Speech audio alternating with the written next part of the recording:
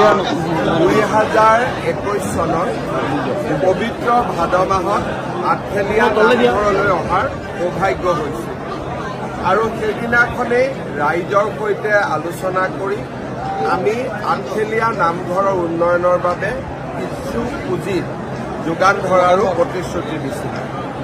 আঠখেলীয়া নামঘৰ পৰিচালনা সমিতি আৰু আমাৰ মন্ত্ৰী অজন্তা নেওগ ডাঙৰীয়ানীৰ চেষ্টাত আৰু প্ৰচেষ্টাত আজি সেই পুঁজি সম্পূৰ্ণ সদ্ব্যৱহাৰো হৈছে।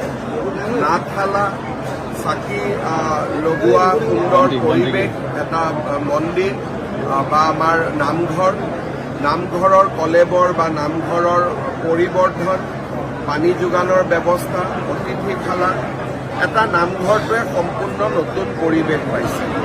আঠখেলীয়া অসমৰ এক পবিত্ৰ আধ্যাত্মিক স্থান আৰু এই স্থানলৈ ভাদ মাহলৈ অভূতপূৰ্বভাৱে জনসমাগম হয়। ৰাইজে ইয়াতে সেৱা কৰি আধ্যাত্মিক প্ৰশান্তি লাভ কৰে। এইবাৰ ভাদ মাহত যিসকল তীৰ্থযাত্ৰী আহিব তেওঁলোকেও নিশ্চয় আঠখেলীয়া নামঘৰৰ নতুন পৰিৱেশ দেখি অত্যন্ত সন্তুষ্টি লাভ কৰিব। পুনৰ এবাৰ মই আঠখেলীয়া প্ৰভুলৈ প্ৰণাম জনাইছোঁ, ভকতবৃন্দক সেৱা জনাইছোঁ।